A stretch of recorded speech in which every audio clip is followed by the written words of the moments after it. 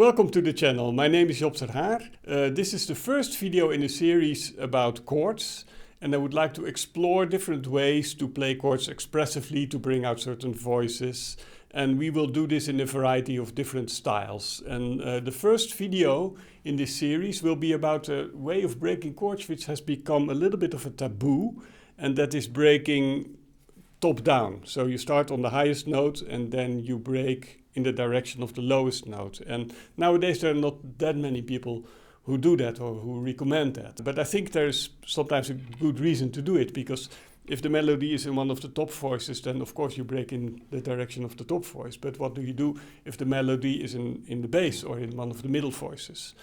So there are people who say that, okay, in that case you just break the other way around.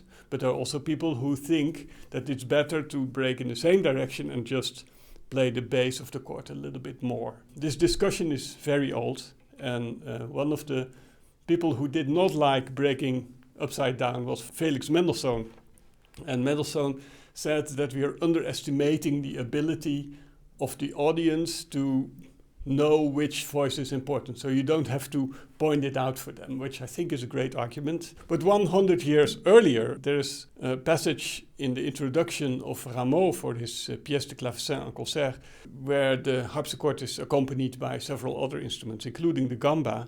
And he talks about chords there, and he says if sometimes you have to play 3 notes at the same time, and when you cannot do that in one time, then you have to break it. And the direction in which you break depends on where the line is going. So if the top line is continued, you break into the direction of the top line. If the bass is continued, then you break in the direction of the bass.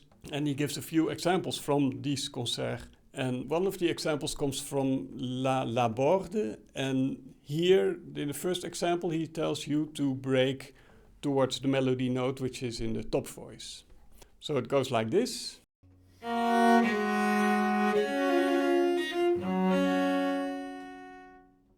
So you end on the melody, and of course then you break the chord in the direction of the top note. The next example comes from a passage where the bass is actually important.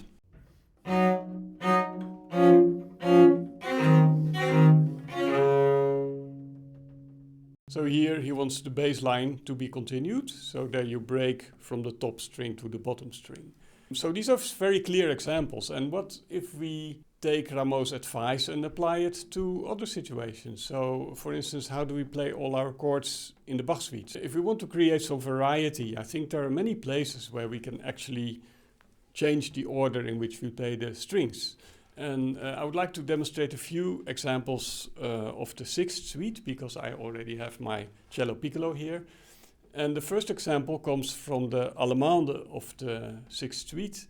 And there are some chords in the beginning, and they're quite normal, so you can break them from the bottom to the top.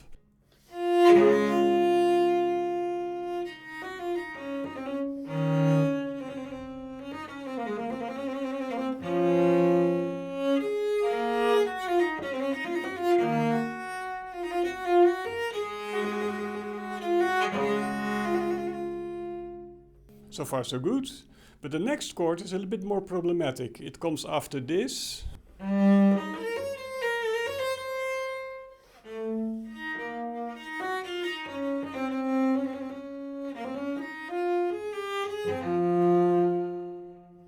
If I break it top down, I connect the end of the melody with the beginning of the melody in the bass.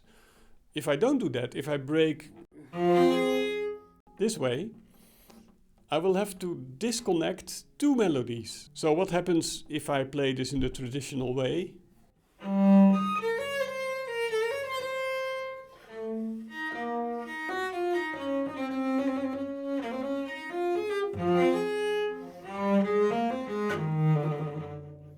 I could probably make it work, but it's really much easier to break the chord the other way around, and then both of my lines will come out very naturally.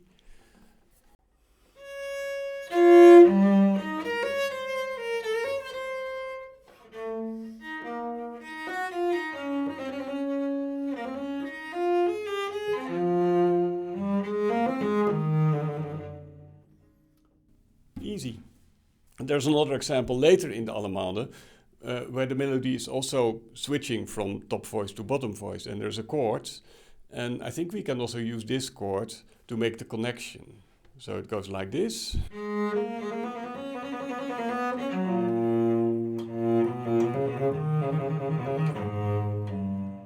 To me, that seems a very natural solution. There's also a passage in the sarabande which I think benefits from turning around the chords, and it goes like this.